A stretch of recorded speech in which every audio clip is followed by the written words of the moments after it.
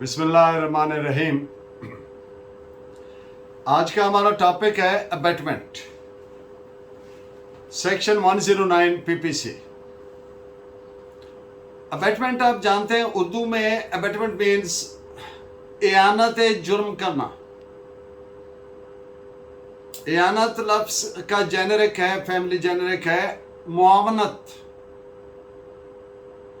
मदद करना, साथ देना। और एयानत करने वाले को, मुआवनत करने वाले को मुइन कहते हैं, abettor. Section 109 PPC. Before dilating upon my topic, I would like to read out the definition as contained in this section of PPC. Whoever abets any offense shall, if the act abetted is committed in consequence of the abatement, and no express provision is provided in the PPC for the punishment of such abatement, be punished with the punishment provided for the offense, provided that except in cases of iqra tam, the abetter of an offense referred to in chapter 16 of PPC shall be liable to punishment to ta'zir specified for such offense, including death. यानी जो शख्स किसी जुर्म की एयानत करे, abetment करे, और वो फेल जिसकी एयानत की है, वो एक्ट जिसकी एयानत की है, उस एयानत के नतीजे में इर्तिकाबे जुर्म होता है, हो जाता है यानी। और पीपीसी में उस जुर्म के लिए कोई वाज़िया तौर पर एक्सप्रेस प्रोविजन नहीं है उस तरह की एयानत की सजा के लिए। तो फिर यानी उस एयानत के लिए तो फिर वही सजा होगी जो उस जुर्म की है।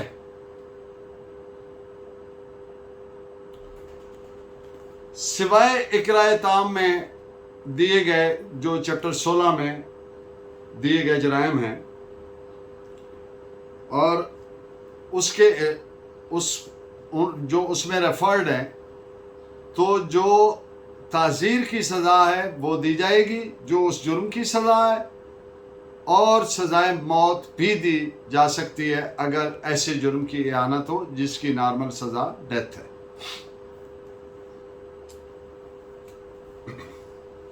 अब इस बात को मज़ीद सिंप्लीफाई करके बयान करता हूं, to make it easy to understand,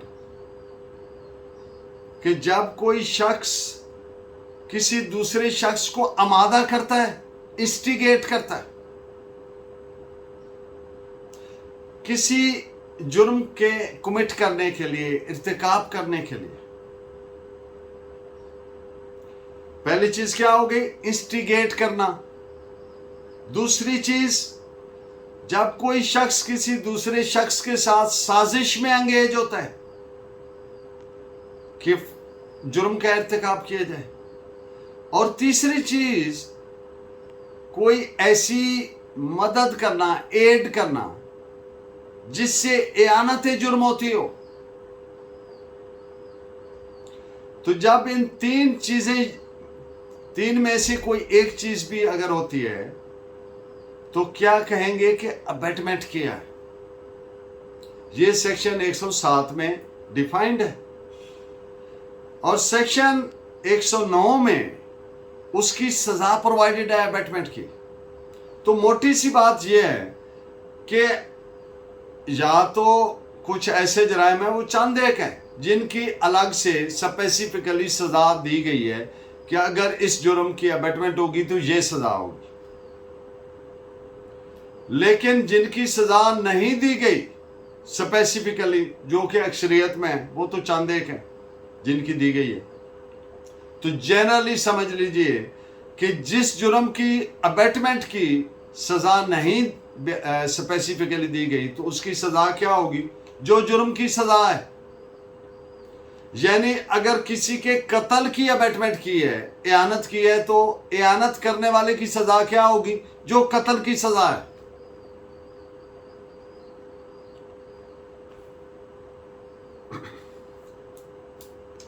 इसके साथ एक एक्सप्लेनेशन भी अपेंडेड है इसी सेक्शन के साथ, विच रीड दैट किसी फेल या जुर्म को इयानत के नतीजे में किया गया समझा जाएगा अगर वो इंस्टिगेशन, साजिश के परसुअंस में, साजिश की पैरवी करते हुए, जो साजिश में तय किया उस पर अमल करते हुए, उसको परसू करते हुए, या ऐसी इमदाद जो इयानत कॉन्स्टिट्यूट करती है, यानी जिससे इयानत बनती है, तो उसको कहा जाएगा कि ये अबेटमेंट के नतीजे में हुई है। ये एक्सप्लेनेशन है। इसके साथ 3 इलस्ट्रेशंस प्रोवाइडेड हैं इस सेक्शन के साथ। इलस्ट्रेशन ए बी जो कि पब्लिक सर्वेंट है उसको आमादा करता है, इंस्टिगेट करता है कि वो अपनी जो ऑफिशियल कैपेसिटी है, सरकारी हैसियत है, उसको इस तरह से इस्तेमाल करे कि ए को कोई खास फायदा हो, और रिश्वत की ऑफर करता है। बी उस ऑफर को एक्सेप्ट करता है, यानी रिश्वत कबूल कर लेता है। तो ए ने कौन सा जुर्म किया? अबेटमेंट किसकी की? जो जुर्म है सेक्शन 161 पीपीसी में प्रोवाइडेड, उस ऑफेंस की अबेटमेंट की। इलस्ट्रेशन बी क्या है? ए बी को झूठी शहादत देने के लिए आमादा करता है, इंस्टिगेट करता है, और बी इस इंस्टिगेशन के नतीजे में इर्तिकाब जुर्म कर देता है, यानी झूठी शहादत दे देता है। तो ए ने उस जुर्म की, इयानत का जुर्म किया है। कौन से जुर्म की? झूठी शहादत देने की जुर्म की, और उसकी सजा के लिए उसी तौर से लायबल है, जिम्मेदार है, जिस तरह से बी जिसने जुर्म का इर्तिकाब किया। और तीसरी इलस्ट्रेशन सी, ए और बी साजिश करते हैं जेड को जहर देने की, और ए इस साजिश की परसुअंस में, यानी इस पर अमल करते हुए जहर ला करके बी को देता है ताकि बी वो जहर सी को, जेड को एडमिनिस्टर कर सके, दे सके। बी इसी साजिश की परसुअंस में, पैरवी में, जो ए ने जहर ला कर दिया था, ए की गैर मौजूदगी में वो जेड को दे देता है, और जेड की मौत हो जाती है, यानी कत्ल हो जाता है। तो अब बी किस चीज का गिल्टी है, जिम्मेदार है? जेड के कत्ल का। और ए जिसने जहर ला के दिया, वो ला के देना क्या हो गया? एड हो गया, मदद हो गया। तो जो एड करता है इर्तिकाब जुर्म में, आप जानते हैं वो क्या करता है? अबेटमेंट करता है। तो अब ए ने किस जुर्म की अबेटमेंट की? कत्ल के जुर्म की। तो ये जो अबेटमेंट है, इयानत है, ये कत्ल के जुर्म की इयानत है। तो कत्ल की क्या नॉर्मल सजा है? मौत, सजाए मौत।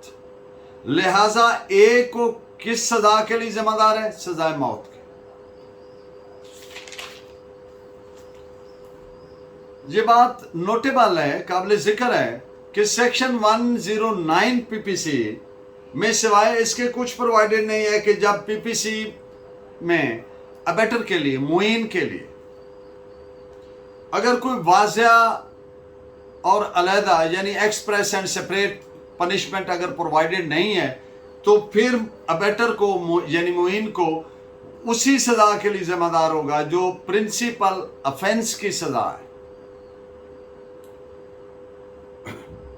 लेकिन जब पीपीसी में कोई एक्सप्रेस प्रोविजन प्रोवाइडेड हो तो फिर वो प्रिवेल करेगी जो प्रोवाइडेड है और उसी के मुताबिक सजा होगी।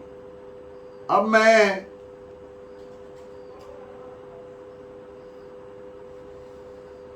कुल 10 ऑफेंसेस ऐसे हैं पीपीसी में जिनकी एक्सप्रेसली सेपरेटली अबेटमेंट के जुर्म की सजा प्रोवाइडेड है, वो आप नोट कर लें। सेक्शन 121 है रियासत के खिलाफ जंग करना, वेजिंग वार अगेंस्ट स्टेट। सेक्शन 122 है पीपीसी पाकिस्तान के खिलाफ जंग करने के लिए असला वगैरह जमा करना। सेक्शन 132 है पीपीसी, और ये जो असला वगैरह जमा किया है, ये जो इंटेंट है इसको छुपा के रखना, कंसीलमेंट करना, ताकि उनका असल जो मंसूबा है उसको आसान बनाया जा सके, फैसिलिटेट किया जा सके। सेक्शन 130 है जंगी कैदी या रियासत के जो मुजरिमान होते हैं, कैद में होते हैं, उनको एस्केप करवाना, भाग जाने में मदद देना।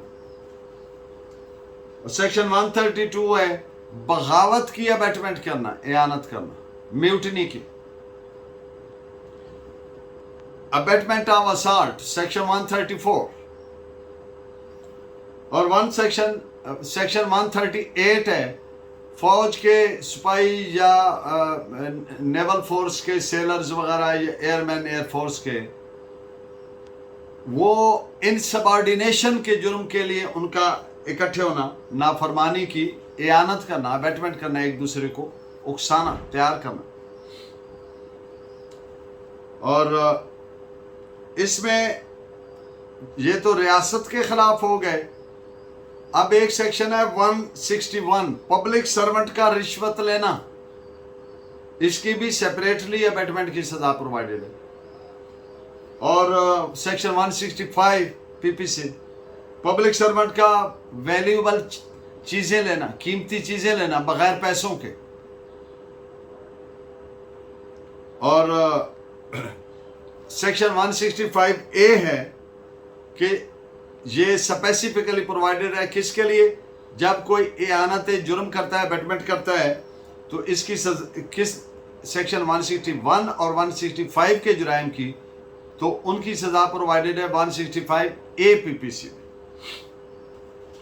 ये जो ऊपर मैंने अर्ज की सजाएं सेपरेट और स्पेसिफिक ऑफेंसेस की, यही प्रिवेल करेंगी। इनमें प्रिंसिपल वो जुर्म वाली बात नहीं है कि वो जो मेन ऑफेंस है उसकी जो सजा है वो नहीं। जब स्पेसिफिकली प्रोवाइडेड है, स्पेशली प्रोवाइडेड है, तो वो प्रिवेल करेगी, उसके मुताबिक होगा। और इसके अलावा जितने भी पीपीसी के जराइम हैं उनमें से किसी भी की अबेटमेंट होगी, तो वो जो उस जुर्म की सजा होगी वही अबेटमेंट की सजा होगी। अच्छा, एक और बात कि एयानत के नतीजे में जुर्म का एक्चुअली कमिट होना कतन जरूरी नहीं है। एयानत के लिए कतन प्री रेक्विजिट नहीं है, जरूरी नहीं है। एयानत in itself is a crime, abetment in itself is a crime. एयानत एक इंडिपेंडेंट ऑफेंस है, एक सब्सटेंटिव ऑफेंस है, आज खुद एक जुर्म है। भले इसके नतीजे में जुर्म का इर्तिकाब हुआ है या नहीं हुआ, या एयानत गैर मौसर हो गई, इससे फर्क नहीं पड़ेगा। एयानत जिस वक्त कर दी गई उस वक्त वो जुर्म कंप्लीट हो गया, इसीलिए इसकी सजा कोड में दी गई है। और ये मैज प्रिंसिपल ऑफेंस का कोई अपर्टिनेंस नहीं है, कोई साजो सामान नहीं है प्रिंसिपल ऑफेंस का। अब एक और अहम बात जो क्लियर होना जरूरी है वो है किसी लोकल या स्पेशल लॉ की। अब अगर कोई लोकल लॉ है या स्पेशल लॉ है, एक चीज नोट करें, वो ऑफेंसेस जो कोड में दिए गए यानी पीपीसी में दिए गए, उनमें से किसी की अबेटमेंट की तो जुर्म होगा, इंस्टिगेशन वगैरह, एड, साजिश के जरिए, उसके अलावा नहीं। एक बात। दूसरी बात ये है, चाहे वो लोकल लॉ है, वो स्पेशल लॉ है, अगर उसकी अबेटमेंट की है तो वो जुर्म नहीं है। सिर्फ एक सूरत में वो जुर्म हो सकता है, अगर उसकी स्पेसिफिकली बिलखसूस उसकी सजा प्रोवाइडेड है अबेटमेंट की, अदरवाइज उसकी सजा अबेटमेंट की नहीं होगी। तो इस पे आप एक जजमेंट भी नोट फरमाएं। AIR 1929 Rangoon page 75। एयानत आज खुद एक सबस्टेंटिव ऑफेंस है, ना कि प्रिंसिपल ऑफेंस का दुम छल्ला है, अपेंडेज है। इस पे जजमेंट नोट करें। PND 1968 कराची 853। नॉलेज या नीयत के बगैर अबेटमेंट का जुर्म हो ही नहीं सकता।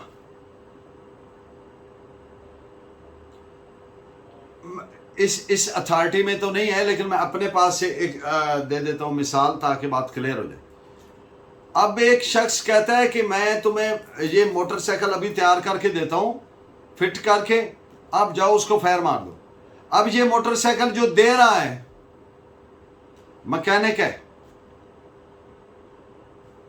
इसका नॉलेज है, इसकी इंटेंशन है, नीयत है। दूसरी साइड पे तो इसने क्या किया, मोटरसाइकिल वाले ने एड किया, तो ये अबेटमेंट का मुर्तकिब हो गया, गिल्टी हो गया और सजा के लिए लायबल हो गया। लेकिन अगर एक आदमी मोटरसाइकिल मैकेनिक को कहता है कि ये मोटरसाइकिल, इसका फॉल्ट दूर करो, मुझे ओके करके दो, अब वो उस मोटरसाइकिल पे बैठ के चला जाता है किसी को फायर मारने, बाइक करने वाले को नॉलेज नहीं है कि ये फायर मारने जाएगा, मैकेनिक को नहीं पता, दूसरी सूरत में ना उसकी ये नीयत है कि ये फायर मारे, यानी मेंजरिया नहीं है, गिल्टी इंटेंशन नहीं है। तो जनरल प्रिंसिपल क्या है कि विदाउट मेंजरिया, गिल्टी इंटेंशन के बगैर, act as serious is not a crime. मैच जो एक्ट है वो क्राइम नहीं है, और उसमें एक एक्सेप्शन है चंद एक ऑफेंसेस की, लाइक एक्सीडेंट वगैरह के, वो केयरलेस ना हो और रैश ड्राइविंग ना कर, तो अदरवाइज ऑफेंस नहीं है। तो इस पे आप ये केस ला नोट फरमाएं। PND 1953 Dhaka page 141। अब इसके साथ एक्सप्लेनेशन 1 दी गई है, जिसके मुताबिक किसी फेल या जुर्म, एक्ट और ऑफेंस को एयानत के नतीजे में किया गया समझा जाएगा जब उसका इर्तिकाब इंस्टिगेशन के नतीजे में हो, नंबर 1, या वो साजिश में अंगेज हो वो आदमी कि ये जुर्म का इर्तिकाब किया जाए, जैसे मैं वो जहर देने वाले केस की बात की, यहां उसको एड करे, इस तरह की इमदाद करे उस नॉलेज और इंटेंशन के साथ कि जुर्म का इर्तिकाब करने में वो एयानत बने। तो अगर इन 3 चीजें, ये 3 फैक्टर नहीं है, तो कोई एयानत नहीं हुई, तो फिर अबेटमेंट का ऑफेंस कॉन्स्टिट्यूट ही नहीं होता। So this is reported as 1992 bracket में Orissa LR page 571। Thank you very much. Please keep watching and guiding me by your valuable comments. Allah ne ke baad.